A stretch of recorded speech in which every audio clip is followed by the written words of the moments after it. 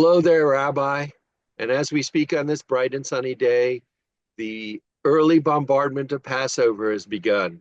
People are starting to ask, are you coming? Are you not coming? What are you going to bring? Where are you going to go? Are you seeing that too? Yes, and I think your word bombardment really sets the image or the picture. It reminds me before an invasion, you send in the artillery and the bombs to soften up the, but that's what they say, to before the actual invasion. And we're watching, or the tide coming in, the first waves. And that's what I'm seeing this week.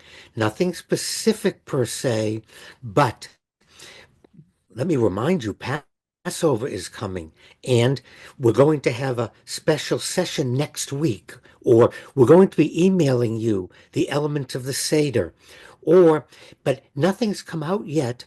Everything is this preliminary to start making us meshugadach, to start making us crazy about something that we shouldn't be crazy about.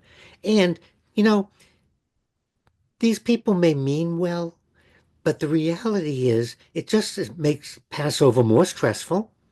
It takes away from the spirituality, and it makes it much more mechanical. And I don't enjoy the articles or the directions or everyone telling me what I should be doing. And I'm not allowed to do certain things, or I have to start thinking about what I won't be able to do and the things I should be doing. It's worse than when I was a teenager and I got my driver's license and I had to memorize the rule book so I could get my pass the test. What about if you've been doing it one way all your life and you want to hang on to those traditions, like the song? That's really a tough question because none of us like change. We want to do things the way they've always been done. And then we have this incorrect imagination. We think of nostalgia, which is truly false. We want to create the Seder of our childhood. However, if I would actually show you what the Seder looked like, you wouldn't want it. So misty waters cloud my memory of the way things were. And we do that with the Passover Seder. We want to reconstruct something, a Disney version, our imagined version. And not only can't it be done, it shouldn't be done. And none of us want that. And it's not spiritually satisfying. It actually ends up destroying the holiday.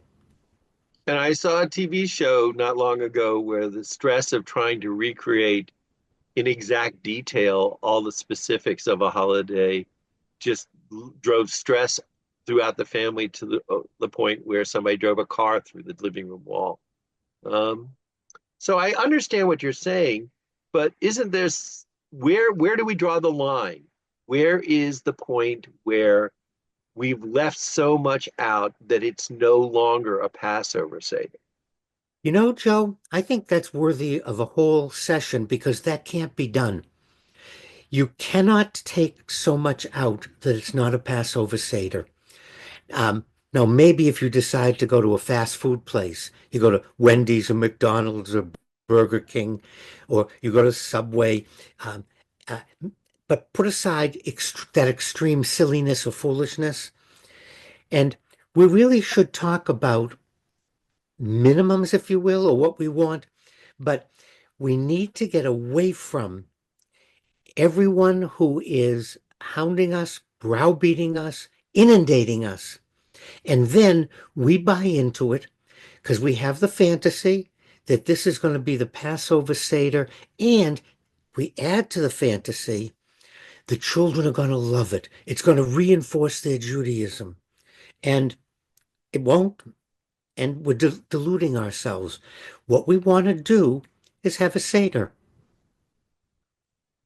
Well, I know what I want to keep doing and focus on, and that's this conversation. I think it's worth continuing. Wish me luck. I'm thinking of pitching shrimp lo mein for the Passover dinner. Meanwhile, if you're still watching this channel, please hit subscribe. It doesn't cost you anything and it helps us out a lot. So for those listening and those watching, Next week, we'll talk about minimums or what constitutes a say to be more specific. But what I want all of us to do is think spiritually. The holiday celebrates freedom. It celebrates freedom of expression. It celebrates choice. And we don't want to be so overwhelmed by what everyone tells us we have to do and what we can't do that we lose the spirituality. Let's connect with the one, with God, and let's celebrate freedom in 2 weeks.